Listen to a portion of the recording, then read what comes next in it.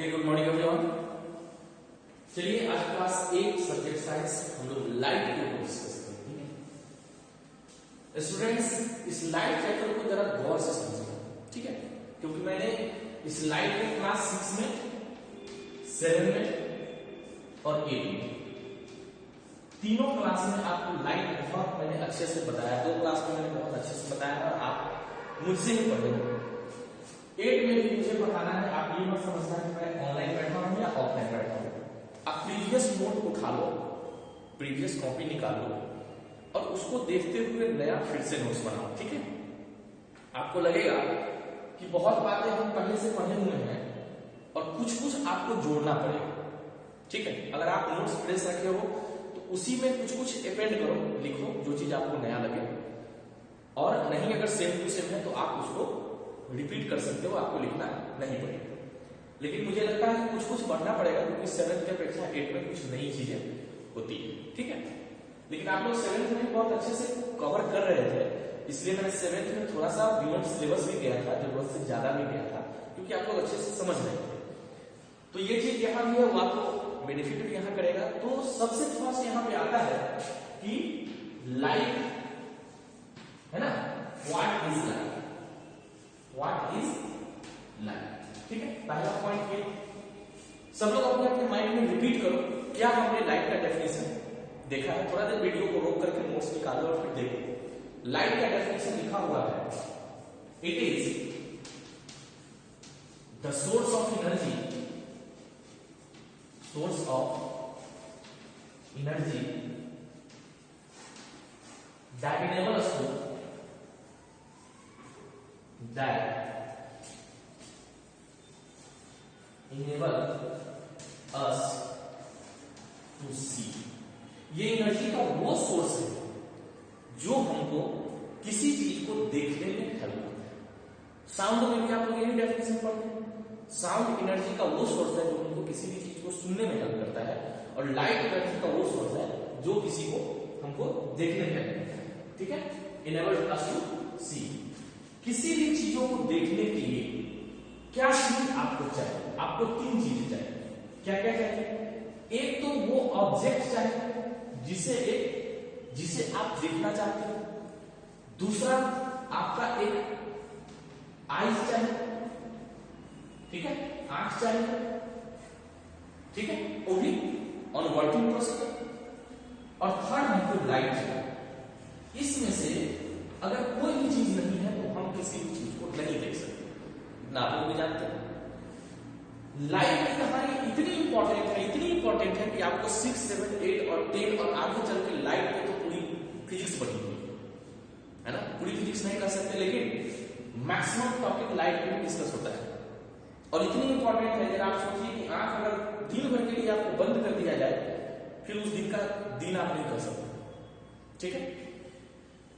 एक एक करके हम लोग समझते हैं। क्योंकि लाइट फिजिक्स की टॉपिक है, तो फिजिक्स की टॉपिक है। मैंने चैप्टर का नाम इसीलिए नहीं लिखा क्योंकि अब आपको लाइट चैप्टर नहीं समझना है, आपको ओनली फिजिक्स का लाइट समझना है। ये लाइट का डेफिनेशन हुआ। अब अगर आपसे पूछा जाए properties of light, properties of light, ये हमारा दूसरा हेडिंग होगा। फर्स्ट डेफिनेशन, इसको मैं मिटा देता हूं, और प्रॉपर्टीज ऑफ लाइट को आप एक एक करके समझिए। याद करो अपने आप, रिवाइज करो। आपसे मैं पूछ रहा हूं कि बताओ पहला प्रॉपर्टी बताओ, जैसे मैं क्लास में किया करता हूं। तो फर्स्ट प्रॉपर्टी क्या होगा बताओ? पहला प्रॉपर्टी, लाइट ऑलवेज। अब आपको यहां पे मेरा गलती पकड़ने का बहुत अच्छा तरीका मैंने बताया। आपको नोट्स आपके पास सामने कुछ गलती पकड़ूंगा तो आप कमेंट करना, ग्रुप में डालना, कोई दिक्कत नहीं। Light always travel in straight पथ, स्ट्रेट पथ, हमेशा सीधी रेखा में लाइट जाएगा, ठीक है? उसके बाद दूसरा जो पॉइंट हम लिखेंगे, हो सकता है आपके नोट्स में पहले से दूसरा, तीसरा, चौथा कुछ भी लिखा हो सकता है, जो याद आ रहा मैं लिख रहा हूं वो चलेगा, no problem. Light always cast shadow whenever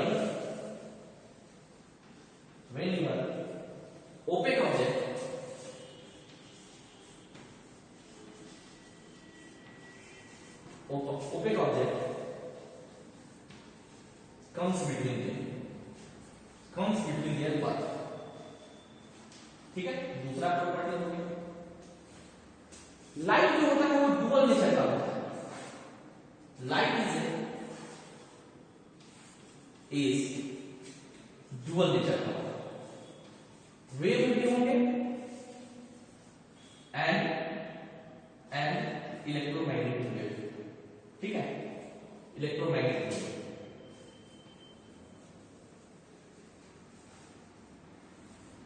ठीक है, इलेक्ट्रोमैग्नेटिक वेव। कुछ गलती हुआ? बिल्कुल हुआ। पार्टिकल में होंगे और मैग्नेटिक वेव्स। ठीक है, उसके बाद देखिए speed of light. Speed of light देखा जाए तो ये एयर कहिए इसको या वैक्यूम कहिए 3 लाख किलोमीटर पर सेकेंड। ठीक है, 3 लाख को आप ऐसे लिख सकते हो, तो इसको एक स्टैंडर्ड फॉर्म में लिख देंगे 3 इंटू 10 टू द पावर 6। ठीक है, 10 टू द पावर 5 ये किलोमीटर पर सेकेंड ये हो सकता है। या इसको मीटर पर सेकेंड में बदलना चाहते हो तो इसी को क्या करेंगे 1000 से मल्टीप्लाई कर देंगे। ठीक है, 1000 से मल्टीप्लाई कर देंगे तो 3 into 10 to the power 8 metre पर सेकेंड हो सकता है। ठीक है, इतना दिख रहा है ना आपको अच्छे से?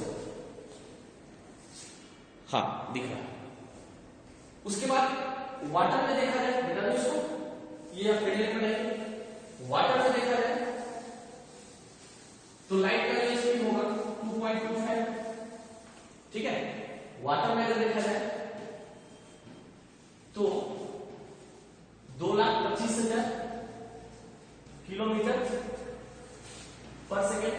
यानी हम कह सकते हैं कि 2,25,000 2.25 into 10 to the power 5 kilometre पर सेकेंड। या स्टैंडर्ड फॉर्म में लिखेंगे, मीटर में लिखेंगे तो 2 into 5 into 10 to the power 8 metre पर सेकेंड। ठीक है, ग्लास में अगर देखा जाए तो ग्लास में होगा 2 लाख। इसको ऐसे लिखें 2 लाख किलोमीटर पर सेकेंड। यानी 2 into 10 to the power 5 kilometre पर सेकेंड। या हम कह सकते हैं 2 into 10 to the power 8 metre पर सेकेंड। ये स्पीड हुआ लाइट का। अब नेक्स्ट पॉइंट समझते हैं कि वेन गॉस समझिए, when light act on poly surface, okay, it bounce back, okay, and act on transparent surface,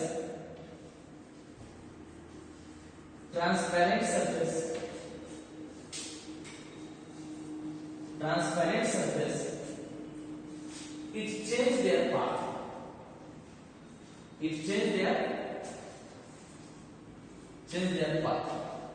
देखिए गौर से, अगर पॉली सरफेस पे पड़ेगा तो ये बाउंस बैक करेगा, और ट्रांसपेरेंट सरफेस पे पड़ेगा तो अपना इसको जाना चाहिए था यहां, ये चला जाएगा ये। ठीक है, तो इसको हम लोग कहेंगे रिफ्लेक्शन। क्या कहेंगे? रिफ्लेक्शन। और जो डायरेक्शन चेंज करेगा इसको हम लोग कहेंगे रिफ्रैक्शन। क्या कहेंगे? रिफ्लेक्शन। यही दोनों पॉइंट्स हम लोग को पूरा डिटेल्स पढ़ना है, बहुत अच्छे से इसका मैं नोट्स बनाऊंगा, आपको 10th में भी काम आएगा। अभी भी बहुत सारे 10th के स्टूडेंट्स जिसको इस तरीके की पॉइंट बाय पॉइंट चाहिए और वो चाहते भी हैं, तो इसको आप सेम टू सेम नोट करके रखेंगे। इसको रिफ्लेक्शन कहेंगे, इसको रिफ्रैक्शन कहेंगे। अब रिफ्लेक्शन को समझ लेते हैं, मिटा दो इसको।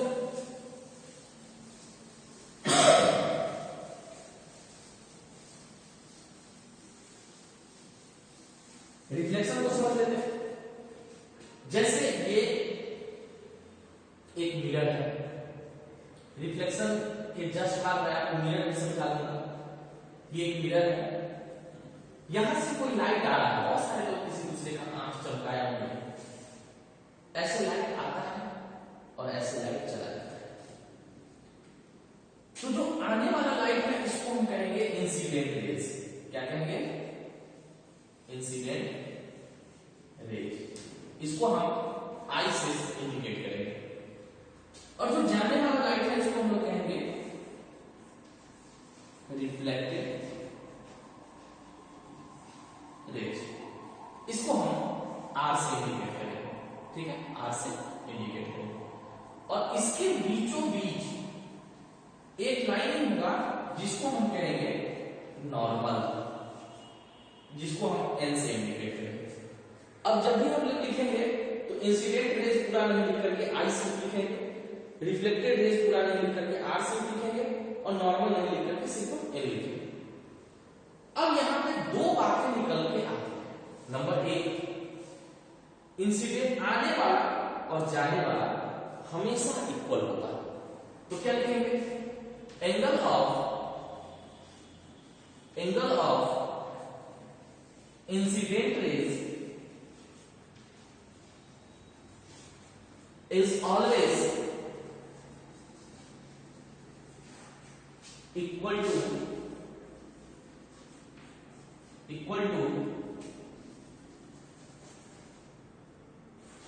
एंगल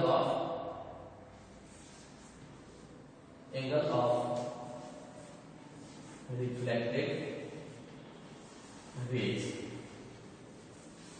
पहला बात करता है कि आने वाला एंगल जाने वाले एंगल के हमेशा इक्वल हो, ठीक है। दूसरा बात, angle of incident raise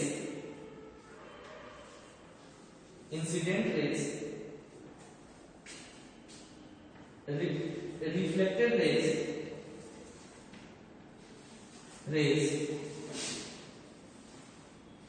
and normal are always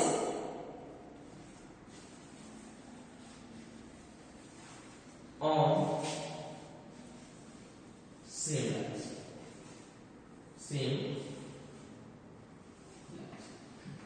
आने वाले और जाने वाले और नॉर्मल हमेशा एक ही पॉइंट पे होंगे, तीनों अलग अलग नहीं हो सकते, ठीक है। तो एंगल, अब इस पॉइंट को ही हम लोग कहते हैं लॉज ऑफ रिफ्लेक्स। क्लियर? आगे बढ़े। अगला पॉइंट हमारा कहता है कि अब मिरर को समझिए। आज के वीडियो में प्रॉपर फर्स्ट एक दिन की क्लास में मिरर को समझते। जब मिरर को समझ लेंगे तो फिर इमेज की बात है। मिरर, कुछ लोग या कुछ बुक्स में मिरर के दो टाइप्स हैं, किसी बुक में मिरर के 3 टाइप्स हैं। आप दोनों को समझ लीजिए। एक होगा plane mirror, okay, plane mirror, और दूसरा होगा स्फेरिकल मिरर, ठीक है। प्लेन मिरर क्या होता है? जैसे ये एक शीशा है, इसको इधर से सिल्वर पॉलिश कर दिया गया, प्लेन है, सिल्वर पॉलिश कर दिया। अगर पॉलिश नहीं करेंगे तो ट्रांसपेरेंट हो जाएगा, इस पार से उस पार हम देख सकते हैं। तो ये प्लेन मिरर हो गया। लेकिन स्फेरिकल मिरर दो ग्रुप में बटे होंगे। एक को हम कहेंगे कनकेव मिरर और दूसरे को हम कहेंगे कन्वेक्स मिरर। अब कनकेव मिरर कैसे बनता है जरा इसको देखिए, ठीक है। ये स्फीयर है और ये भी है स्फीयर, ठीक है। अब इसको ऐसे यहां से काट लिया, इधर से पॉलिश कर लिया, है ना, और इसको इधर से काट लिया, इधर से पॉलिश कर लिया, इधर से पॉलिश कर लिया। तो यहां से देखिए, यहां पे सर्कल, जो सर्कल था हमारा स्फीयर था, तो ये रेडियस होगा जिसको हम सी से इंडिकेट करते हैं, और इसका जो हाफ होगा उसको हम एफ से इंडिकेट करते हैं। हालांकि इस पर बहुत बार डिस्कस होगा अभी। यहाँ भी वही बात है, यहाँ जो था वो सी या आर से हम इंडिकेट करेंगे, इसको हम एफ से इंडिकेट करेंगे, और यही बनेगा कंकेव मिरर, और यही बनेगा हमारा कन्वेक्स मिरर। तो आज के पॉइंट पर इसको आप अच्छे से करिए, फिर हम लोग नेक्स्ट वीडियो में इससे आगे बढ़ेंगे, और इसको अच्छा से एक बार समझ लीजिएगा पिछला भी नोट्स देख करके, ठीक है। इसको कंप्लीट करिए, नोट्स होमवर्क में भेजिएगा सेशन में। आज के लिए इतना ही, ओके, थैंक यू।